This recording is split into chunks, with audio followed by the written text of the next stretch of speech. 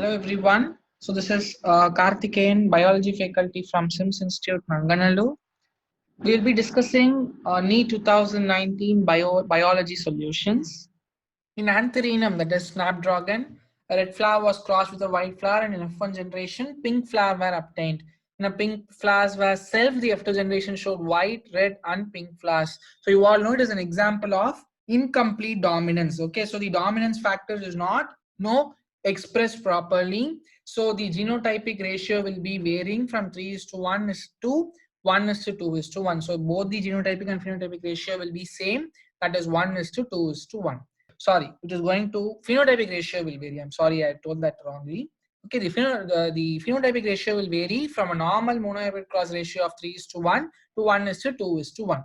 So these are some points. So if you take the first one, does not follow principle of dominance. Yes, we saw. Since it is not following, then it is incomplete dominance. Yes, just now I told you the monohybrid cross phenotypic ratio is going to be changed from 3 is to 1 to 1 is to 2 is to 1. And phenotypic ratio is equal to genotypic ratio. Henceforth, the incorrect statement is law of segregation does not apply in this experiment. No, law of segregation do apply in this experiment. Okay, you all know, right? Two laws, law of dominance and law of segregation is based on monohybrid cross. Law of independent assortment is only based on dihybrid cross. Okay, so law of segregation do apply in this experiment. Next one, conversion of glucose to glucose 6-phosphate. Again, it's a direct question. It is by exokinase. It is by exokinase. Okay, so this is a direct question. Just go through the pathway. Again, you will be able to understand. Enolase and all will come in the lower part. Okay, enolase will come under the lower part. Phosphofructokinase is for conversion of fructose 6-phosphate to fructose 1,6 bisphosphate. There you will have phosphofructokinase. Just see the term itself, ma. If you take phospho, which means phosphate, fructo means fructose, kinase means joining. So to the fructose, there is addition of phosphate group.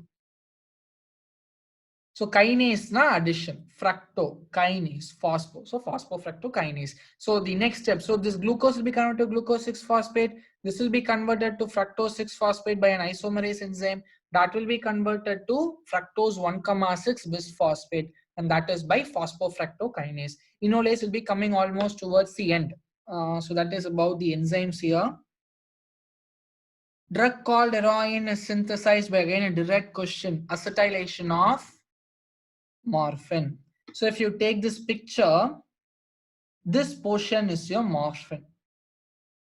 And you all know acetyl, you are all experts in organic chemistry. So these are all your acetyl groups, right? So there is diacetylation of morphine. So when morphine is acetylated twice, or there is diacetylation of morphine, it gives heroin.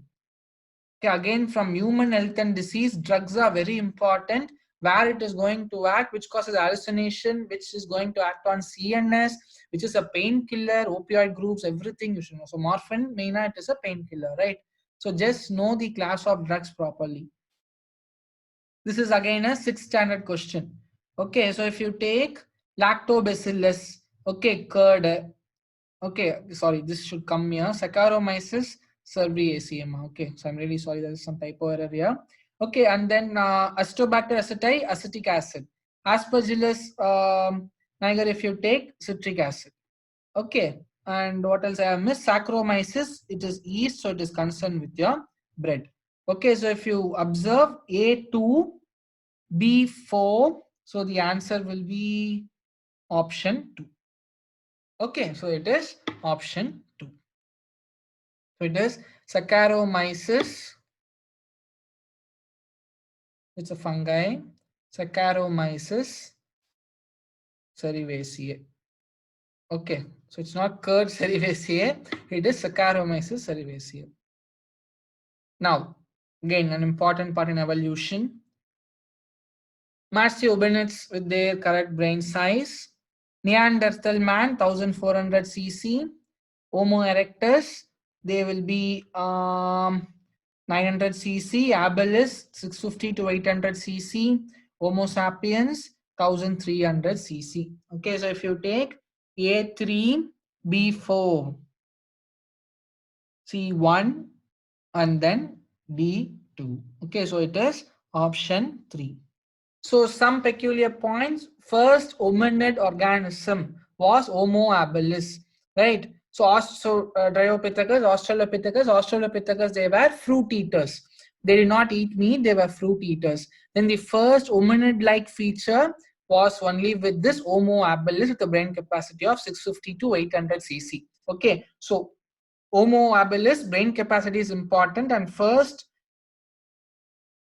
hominid-like structure, hominid-like skull, all that was found. That was Homo habilis. Then Homo erectus was the next one that evolved.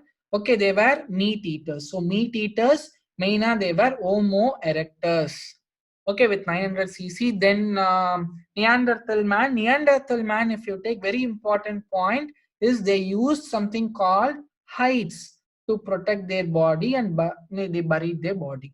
Okay, to protect and bury the body, they use something called hides. And then Homo sapiens, who are ruling the world now, right? Modern man. So this is about the thing. So just have to know, as far as this human evolution is concerned, two things: brain capacity and unique feature. So fruit eaters, Australopithecus, their brain capacity. Then Homo habilis, first hominid being like organisms, Homo habilis. Neanderthal man, they protected their bodies with hides. Meat eaters, Homo erectus, 900 cc. Okay, so agriculture, all that is by Homo sapiens. You all know that. Okay, so next one, again based on ECG. It's a very simple question. So you all know in an ECG we have three types: P wave, QRS complex, and then T wave. P wave is from atrial depolarization or atrial systole. QRS complex, ventricular depolarization or ventricular systole. T wave is from ventricular repolarization or diastole. So if you take this P wave, depolarization of atria is A4.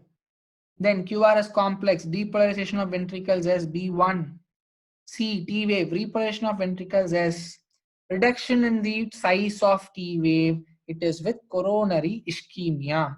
Always understand myocardial infarction. Okay, whenever there is a pathology, a disease in heart, there will be inversion of T wave. Instead of reduction, the medical term we say is inversion of T wave. Okay, we use this very often, inversion. Okay, so this bulge which is present here in this bulge, now oh, the entire thing gone, I'm sorry. It will be like this now. So it will be inverted like this. Such an inversion, the inversion is because of coronary ischemia. So there is some stoppage of blood supply that will lead to MI in some time. So coronary ischemia, there is inversion of T wave or reduction. Okay. So like the hormone releasing IUDs, again you see IUDs are appearing very often, and it is an important question too. So hormone releasing progesterone and then LNG20, levonorgestrel and then progesterone. Multidrug 375 is a copper releasing IUDs, Walt is a barrier method, lipase loop, all that, right? Fine. The next question. A gene locus has two alleles, capital A, small a. The frequency of dominant allele A is 0.4. What will be the frequency of homozygous dominant and all that? So this is a question based on R.V. Weinberg principle. We all know he has given a beautiful formula. P plus Q is equal to 1. So where P stands for frequency of the dominant allele. Okay, so he has given P is 0.4, so Q is 0.6. So if they give trait, okay, now questions can be anything. Trait, if they have given the frequency of a trait, it is P square or Q square. If they are given allele, then it is simply P and Q. Okay, this is a small trick that you must know. Okay, so Q is 0.6. So homozygous dominant trait, right? So it is P square, so it is going to be 0.16. Then homozygous recessive Q square, so it is 0.6 into 0.6, so it is 0.36. And heterozygous, it is going to be 2 into 2 PQ, that is 2 into 0.4 into 0.6, so it is 0.48. So this is AA, heterozygous, homozygous, recessive.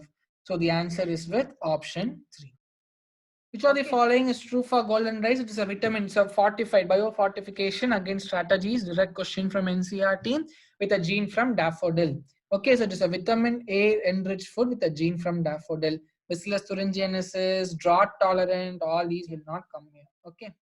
Pinus seed cannot germinate and established without fungal association. This is because, so you all know, Pinus, it's a what? It is a plant that is going to be associated with a mycorrhiza, which is a fungal association, right? So because it has an obligate association with mycorrhiza, in what way it is going to be benefited? This mycorrhiza fungi is going to help in the water absorption from the root and provides also some nutrients to the plant. Instead, mycorrhiza gets nutrition from the plant. Okay, so this is kind of a obligate relationship where both are dependent. This is mycorrhiza.